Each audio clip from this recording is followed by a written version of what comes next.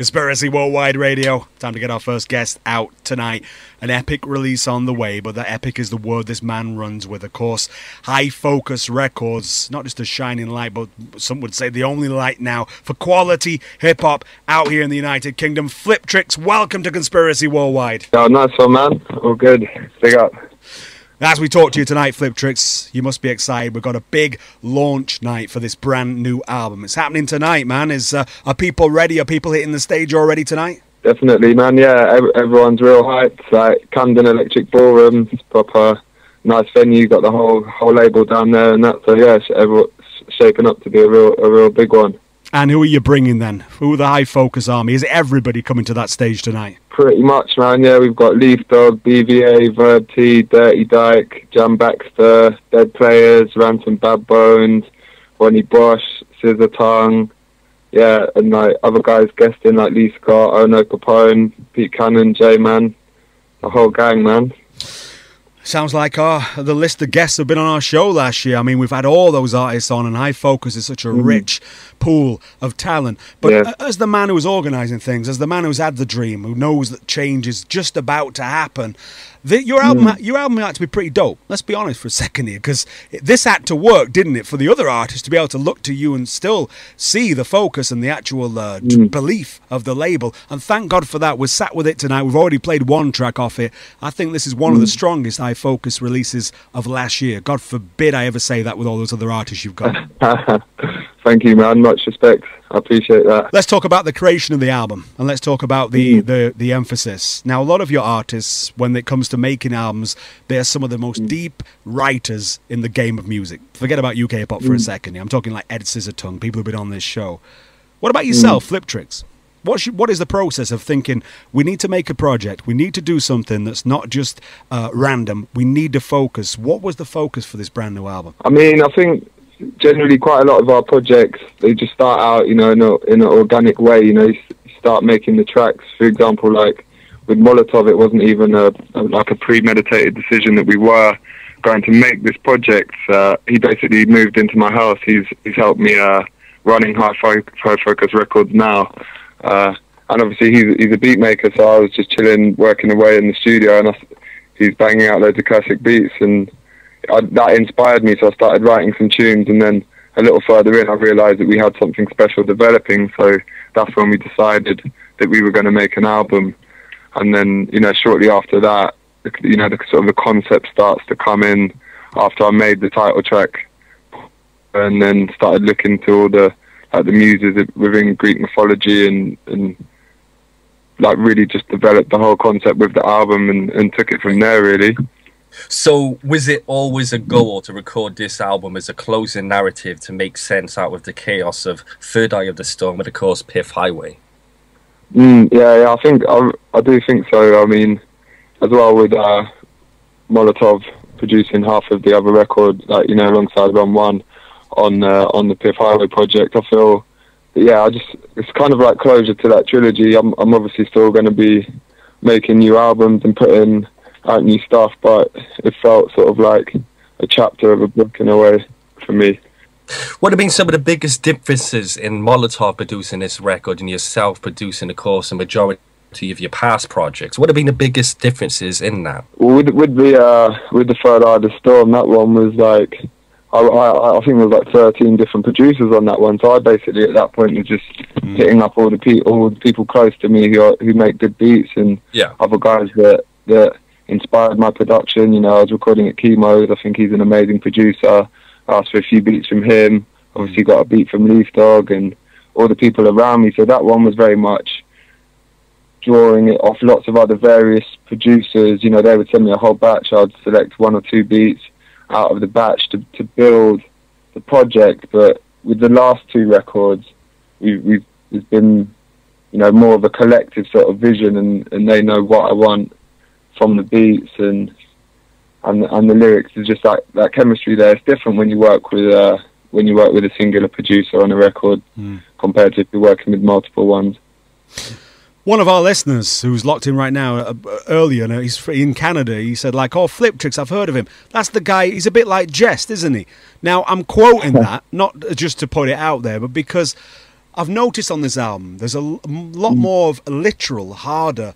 I hate the phrase political, but conscious, and I hate that phrase as well. But you know what I'm saying? The warning, track 7. I'm talking about the way that you've literally thought this needed to be said, and High Focus fans need to hear this clarity here. Totally. I mean, well, obviously everyone's got inspirations. Obviously, like growing up, I listened to Task Force, Skinny Man, guys. So people are always going to be influenced with who they, from who they listen to and stuff. But I mean, my main inspiration is what's going on around us, and I feel like people out there that don't listen, like young kids or whatever, they don't necessarily listen to their teachers or their parents or whatever, but they probably listen to the rappers that they like. So it's worth putting out a message that's worth hearing. We're in a position, quite a powerful position. The fact that we've got people that are listening to what we're saying, so it's good to talk. It's good to talk some sense. In terms of inspirations, though, early inspirations, what about Low Life records? I'm imagining they must have been sort of pivotal, something you watched very carefully as you were thinking of creating this amazing label with High Focus. Yeah, sure. I mean, the whole process with the label actually fully happened naturally. When I made Theory of Rhyme, I was recording that with Chemo, and Chemo shares his studio with Jess. They go halves together on that, and I was even talking to Will back then, maybe about releasing my record through Y&R and stuff, but at the time he was quite busy, and he said he could do it, but it would be in a while. So he was like, the best advice I could give you would be to do it yourself, and that is kind of how High Focus was born. And I put out a professional record. Like, I did everything professionally. I looked in how to do it, in terms of like distribution, pressing up the CDs, the artwork, the promo campaigns, and then I just had it came out and it did well, and I had a lot of talented individuals around me, such as Jan Baxter, Dirty Dyke, Leaf Dog. We were all friends back then and rapping, and no one had a means of getting their record out.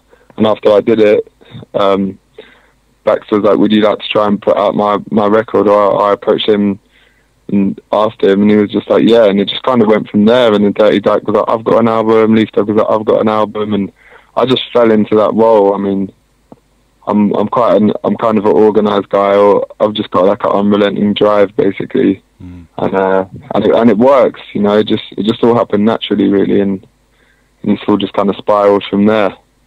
You can feel the friendship between you all to this day still coming through with every release. But let me ask you this, as somebody who sits there as an overseer with other people around you, of course, how do you control all this creativity of all these artists on High Focus? Yeah, I mean, it kind of goes around, sometimes guys, everyone, I kind of see High Focus as like a brain. It's kind of strange, like every different individual artist on the label, all I feel brings something different to the table. You've got all those different elements in there, you've got like really deep poetic guys, like Scissor Tongue and Baxter and stuff, and then you've got like Dyke coming through with the more like fun sort of comedic stuff, but also can be serious, and then you've got like the Owls and Verb T and different guys like that. So I mean, everyone is just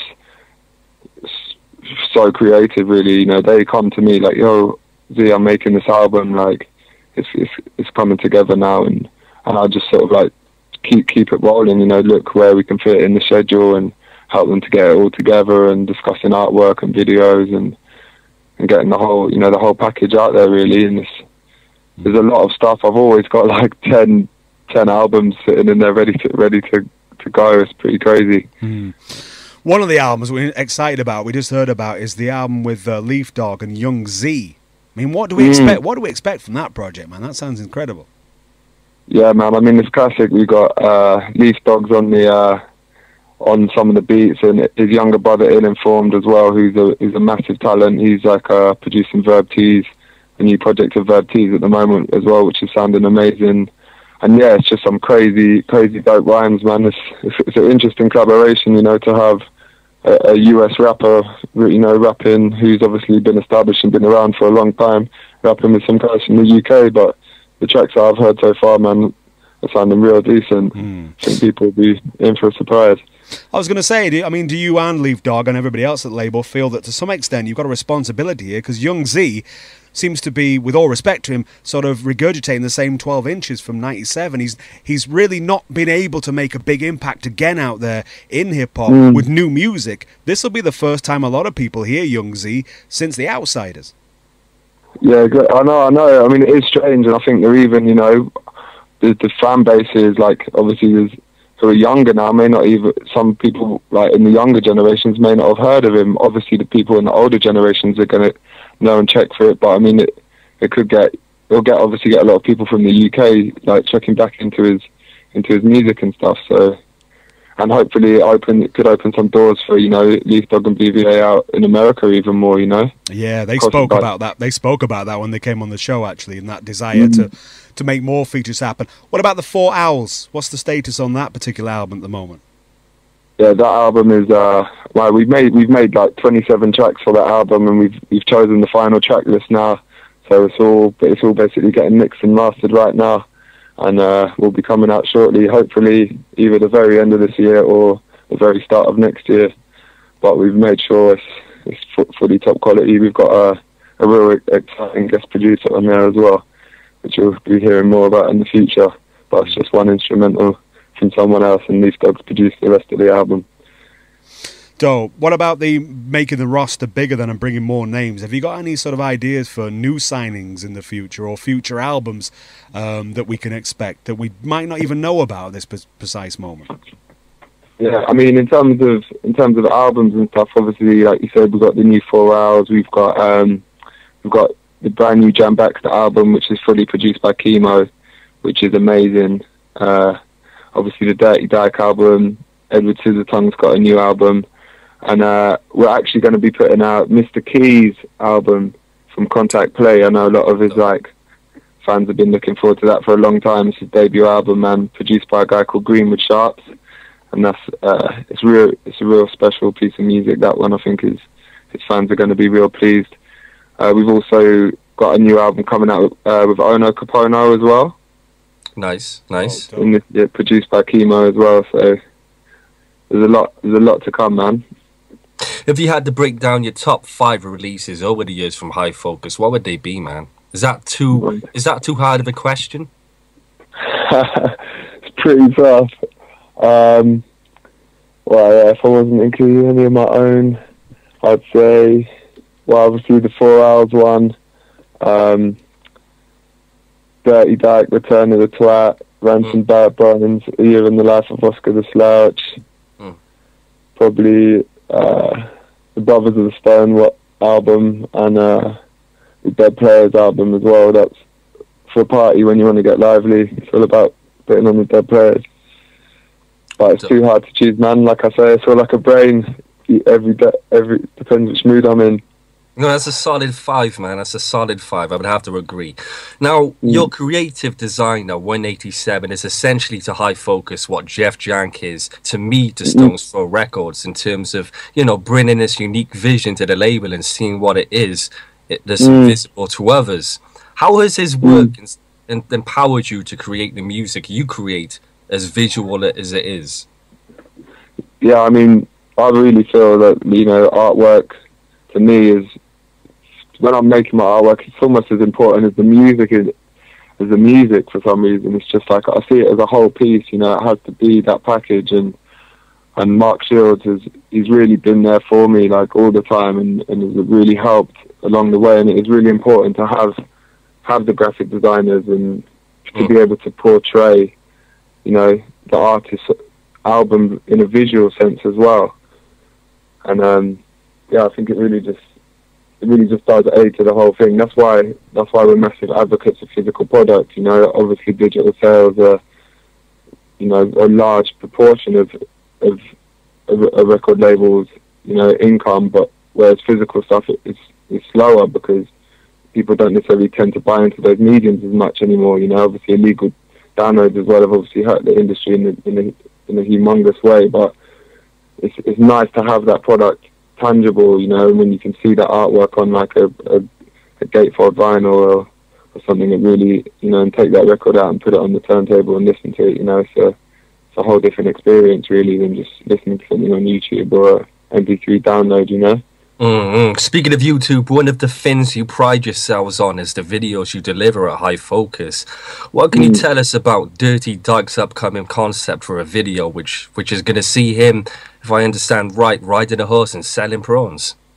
Yeah, but he's got another crazy one as well in a Cadillac with like some alien women and stuff like that. It's pretty mental, man. But yeah, it's gonna be yeah, they're getting higher, you know, higher budget, higher product, you know. It's really trying to push the boundary in creativity. That's what's also so great about, you know, guys like Jan Baxter and Scissor Time and stuff that really do the visual element for them is very important, you know, and that's why it's so great to have guys like that with with that artistic mindset on the label as well. So we're talking about a video that's essentially the personification of what everything at Dyke is about here. It's pure Dyke. I think so, yeah. How hands-on are you with the creative direction of the videos you put out and the directors you work with? I mean, like everyone on the label is kind of different, you know. So certain guys, I may set up the video shoot, you know, and have a lot of input into the releases and stuff, whereas other guys on the label can be more independent in how they want to do it, and I trust in their independence, you know, and that's why High Focus works, because I don't tell them really anything creatively, you know. They have full artistic control on their artwork, on their videos, you know, on their music. Obviously they give them their album to me and ask, you know, how does it sound and stuff like that, and, you know, I'll give my creative opinion back to them, you know. We may add a track or change a little order or something like that, but ultimately the creative, you know, control is all in their hands, which I think is why it works so well, because we're not like a mainstream label, you know, stifling our artists' creativity. You know, they're free to do what they wish, and High Focus is the platform, and it's like a massive family. Like we've all done it all together. I just happen to be the guy in the middle that, you know, pulls it all together and keeps it all rolling over. You know, everyone does their bit. So every artist is getting that creative space they deserve.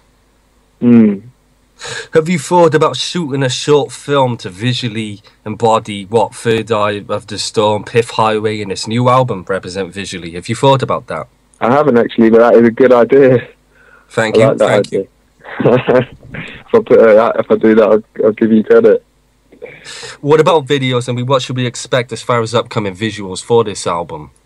Yeah, well, actually, I've actually just got back from Leeds up north, working with a new guy up there, and it's the album for the title track Polyhymnia, video, sorry, for the title track Polyhymnia, and yeah, it's taken, you know, for me, I would say it's my most adventurous video to date, and that'll be out hopefully on release date on the 8th, and yeah, it's pretty crazy, but I'll leave the video to do the talking, but yeah, check that out, 8th of October, new video for Polyhymnia. A lot of our guests tonight are very aware at the moment of what the fans think. There seems a big war of the fans versus the artist that they're supposed to love.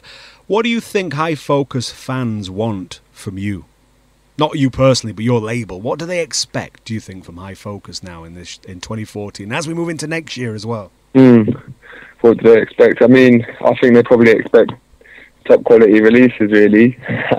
But a good thing is that, you know, a lot of the guys, it's like everyone, because people relate to the message what the artists are putting out there, you know, it's like it's a deeper connection, because the messages aren't superficial. I think the fans relate to us on quite a deep level, and we're all humble guys and stuff, so we're after shows, you know, we're outside the front of our shows chatting to them all, selling our CDs and really, you know, giving something back to them. And, you know, I do feel a responsibility to deliver the top quality products to the fans. Yeah, without question. We've got some listener questions here. Some of the fans have actually emailed while you've been on. Ask Fliptrix this: as a writer, how were you affected by the recent passing of Rob O, and have you thought about recording a tribute track like Chester P did? Says one listener.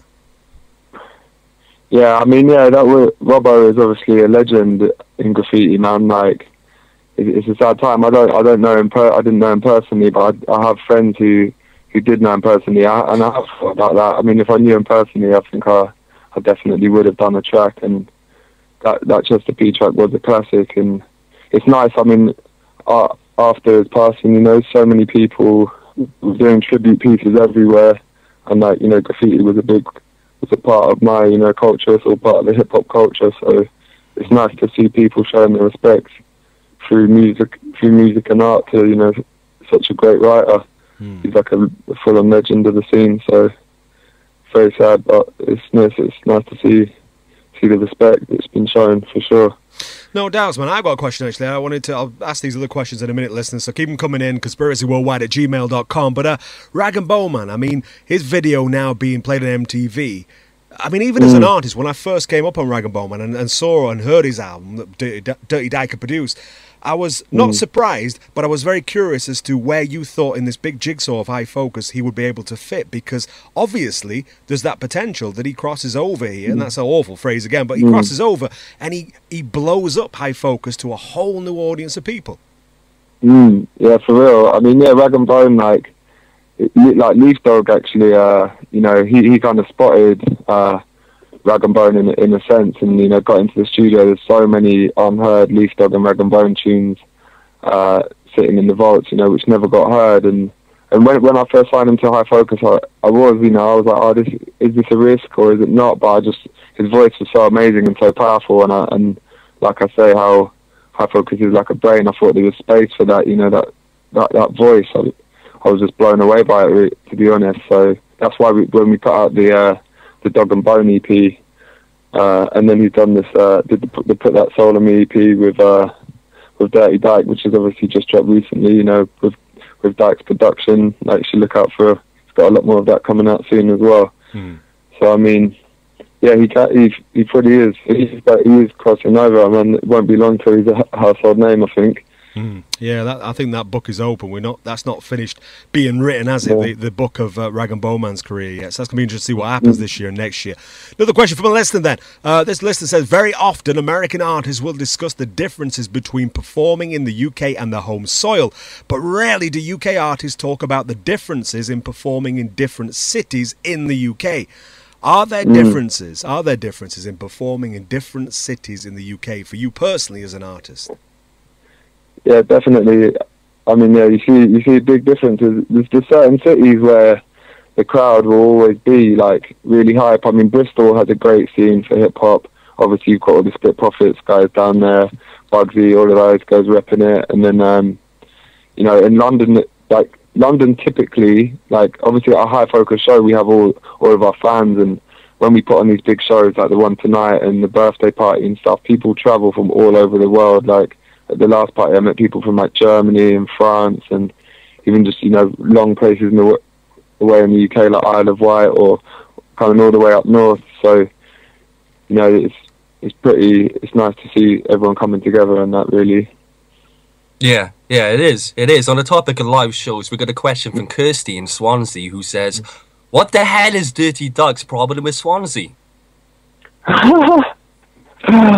I don't know. You have to ask him. But yeah, maybe it's not one of the places on the list that it goes down too well. I mean, certain towns just do have dry atmospheres.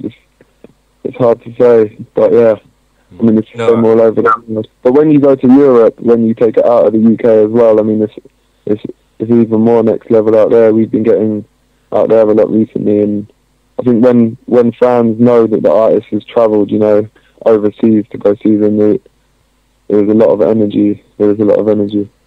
Yeah, you said throughout the interview, you're an organised man. That's just the way you are. And of course, you're organising all these live shows. I've got the launch night tonight, but then you're going on a tour to promote the release of the brand new album. Talk about the UK dates. Where can people out there in the UK catch you then for this promotional tour?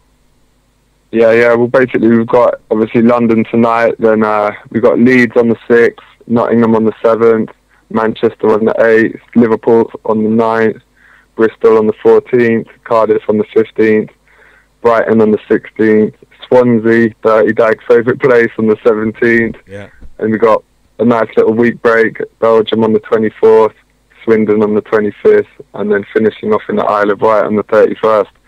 So it's going to be a busy month. Dope, man, dope.